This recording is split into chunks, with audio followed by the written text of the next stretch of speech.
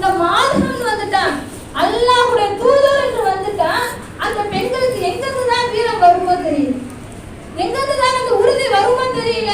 அந்த சஹாபிய பெண்களுக்கு அல்லாஹ் சிலாகித்து திருமறை குர்ஆனிலே சொல்லி காட்டுகின்றான். ஃபிரௌனுடைய மனைவியை அல்லாஹ் சொல்லி காட்டுகின்றான். அவங்க என்ன பண்றாங்க? ஆசியா, ஃபிரௌனுடைய மனைவி ஆசியா அலைஹிஸ்ஸலாம் அவர்களை பற்றி அல்லாஹ் ரப்பல் ஆலமீன் திருமறை குர்ஆனிலே சொல்லும் பொழுது அல்லாஹ்விடத்திலே துஆ செய்றாங்க. யா அல்லாஹ், இந்த ஃபிரௌனிடத்திலிருந்து எனக்கு பாதுகாப்பு கொடு. அல்லாஹ் திருமறை குர்ஆன்ல சொல்றா, அதாவது ஈமான் கொண்டவர் அனைவருக்கும் இவங்க ஒரு முன்மாதிரி. இவங்களையும், அதாவது இம்ராத் ஃபிரௌனுடைய மனைவியும் மரியம் அலைஹிஸ்ஸலாம் அவர்களையும் அல்லாஹ் சொல்றா, இவங்களுக்கு ஆண்களுக்கும் பெண்களுக்கும் ஒட்டுமொத்த முஸ்லிம்களுக்கும் இவர்களிடத்திலே அழகிய முன்மாதிரி இருக்கு. ஏன் அப்படி சொல்றாங்க? ஃபிரௌனுடைய மனைவி ஆசியா அலைஹிஸ்ஸலாம் அவர்கள் அல்லாஹ்விடத்திலே துஆ செய்றாங்க. ரப்பிப்னி இன்தக பைத்தல் ஃபில் ஜன்னா, இறைவா எனக்கு சொர்க்கத்திலே ஒரு மாளிகை கொடு. இந்த வீட்டை நான் இழக்கிறேன், இந்த சொகுசை நான் இழக்கிறேன், எனக்கு சொர்க்கத்திலே ஒரு மாளிகை கொடு என்று ஆசியா அலைஹிஸ்ஸலாம் அவர்கள் அல்லாஹ்விடத்திலே துஆ செய்றாங்க. அதனால உங்களுக்கு இந்த பெண்ணிடத்திலே முன்மாதிரி இருக்கு. ஒட்டுமொத்த ஆண் பெண் அனைவருக்கும் இவர்கள் தான் உங்களுக்கு முன்மாதிரி என்று சொல்றாங்களே, இது ஈஸியா ஒரு விஷயமா தானே தெரியுது. ஆசியா அலைஹிஸ்ஸலாம் அவர்கள் ஏன் அந்த துஆ அல்லாஹ்வுக்கு செஞ்சாங்க? ஃபிரௌன் கொடுங்கோலனாக இருக்கிறான், அவன் நான் தான் பெரிய கடவுள் என்று சொல்றான்.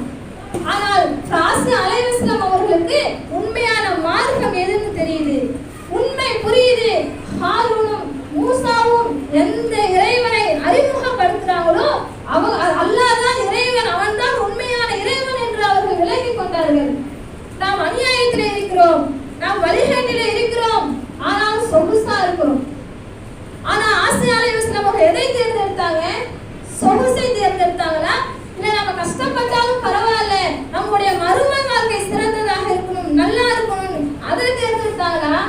ஆசியா அலைஹிஸ்ஸலாம் அவர்கள் மறுமையை தேர்ந்தெடுத்தாங்க. அதனால இந்த சுகத்தை எல்லாம் இழக்கிறாங்க.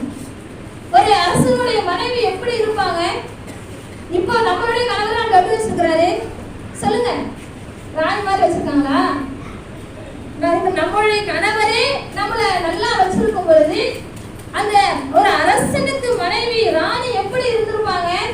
சொகுசான வாழ்க்கை, பணிவிடைக்கு பெண்கள், ஆபரணங்களுக்கு குறை இருக்காது, பட்ட ஆடைகளுக்கு ஆசைப்படும் ஆடைகளுக்கு குறை இருக்காது.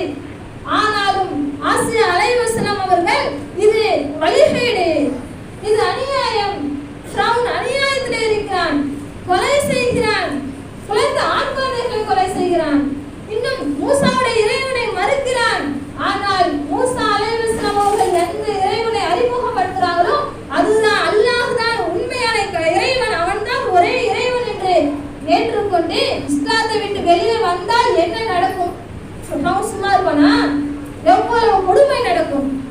அடிப்பாங்க, உதைப்பாங்க, எல்லா கஷ்டங்களும் துன்பத்திற்கும் ஆசியா அலைஹிஸ்ஸலாம் அவர்கள் ஆளாகுவாங்க. அதையெல்லாம் பொருள்படுத்தல அல்லாஹ்விடத்திலே துஆ செய்றாங்க. ரப்பிப்னி இன்தக பைத்தல் ஃபில் ஜன்னா, இறைவா எனக்கு சொர்க்கத்திலே ஒரு மாளிகை கொடு. அதற்காக அந்த சொர்க்கத்தின் மாளிகைக்காக இந்த மாளிகையும் இந்த சுகத்தையும் இன்னும் நான் இழக்கிறேன். இன்னும் ஃபிரௌனுடைய கொடுமையிலிருந்து எனக்கு பாதுகாப்பு கொடு, இன்னும் அநியாயக்காரர்களின் கொடுமையிலிருந்து எனக்கு பாதுகாப்பு கொடு என்று ஃபிரௌனுடைய மனைவி ஆசியா அலைஹிஸ்ஸலாம் அவர்கள் கேட்டார்களே, அவர்களிடத்துல நமக்கு முன்மாதிரி இருக்கு. அப்போ இந்த உலகத்துல நம்ம மோகமாக இருக்கக்கூடியது என்ன? ஆடை ஆபரணங்கள்.